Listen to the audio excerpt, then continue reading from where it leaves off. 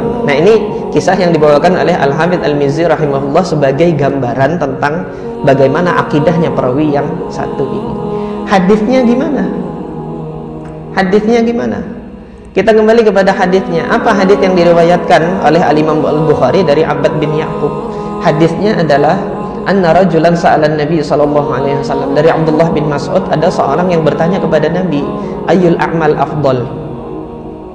Salat sampai amal soleh apa yang paling utama di sisi Allah? Qala as-salatu li waqtiha.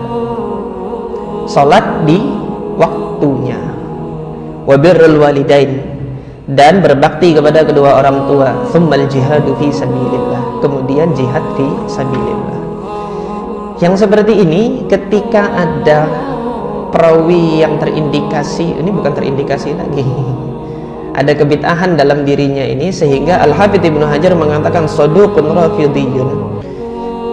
Hadisnya ditolak enggak? Enggak tuh kita terima, alhamdulillah.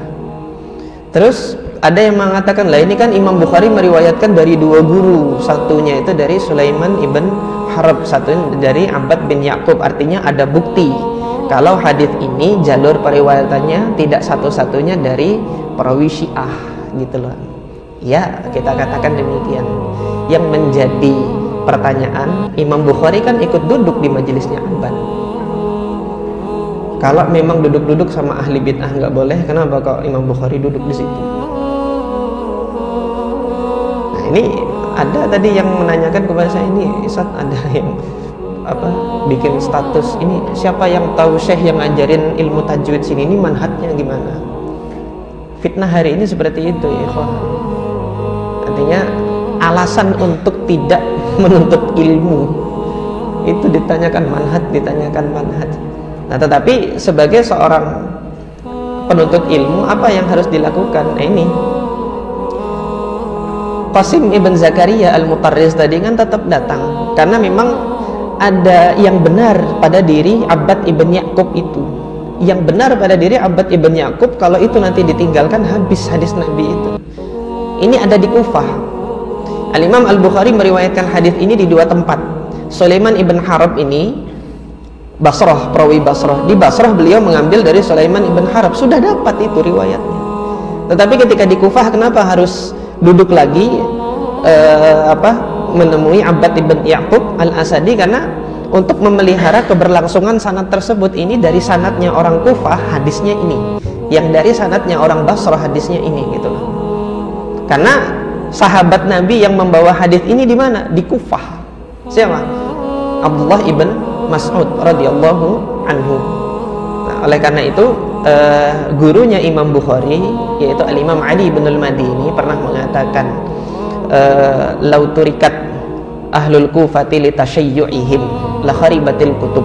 Kalau ahli Kufah itu hadis-hadisnya ditinggalkan, tidak diriwayatkan karena kebid'ahan Syiah yang ada pada diri mereka, binasa kitab hadis itu, hilang.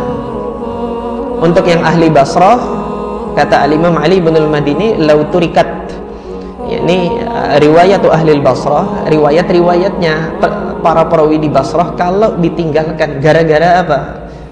Liqadarihim, gara-gara ra'yu qadariyahnya mereka, gitu kan. Sama la kharibatil kutub, hadis-hadisnya orang Basrah hilang. Nah, maka sebagai penuntut ilmu, gimana penuntut ilmu itu tengah-tengah gitu. Tidak bersikap berlebih-lebihan, tolak semuanya, tetapi lihat yang ada pada diri seseorang ini, gitu kan. Jangan antum jadikan kesalahan yang ada pada diri seseorang itu menjadi sebab antum tidak mengambil kebaikan yang ada pada diri orang tersebut. Yang ngomong begini bukan Ustaz Adi Hidayat, enggak, bukan. Wallahi yang ngomong ini siapa? Al-Imam Khalil ibn Ahmad Al-Farahidi. Mau saya tunjukkan? Ada di dalam kitab, habis sudah waktunya. Ada di dalam kitab Jami' Bayanil Ilmi wa Fadlihi.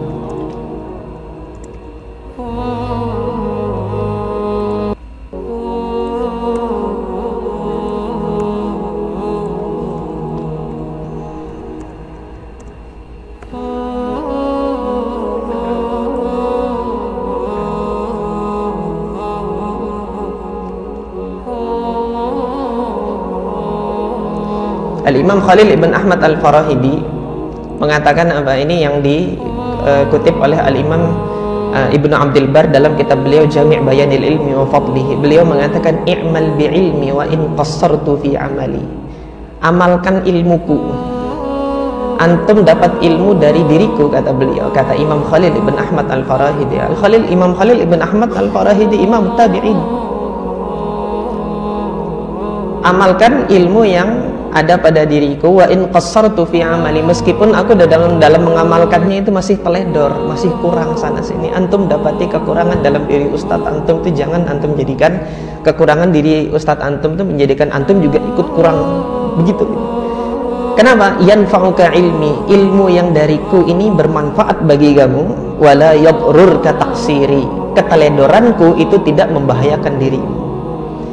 Yang senada dengan itu Bilal ibn Abi Burdah mengatakan apa, la yamna'kum su'u ma ta'lamuna minna, jangan sampai keburukan yang engkau lihat ada pada diri kita gitu kan, antakbalu ahsana ma tasma'una minna, untuk kalian jangan sampai hal tersebut menghalangi kalian untuk menerima kebaikan yang kalian ketahui ada pada diri kami. Ambil baik, buang buruk. Yang bilang bukan Ustaz Adi Hidayat. Bilal ibn Abi Burdah. Siapa Bilal ibn Abi Burdah? Sudah azan. Saya mau mengenalkan sama antum para salaf yang banyak ini, tapi waktu kurang cukup.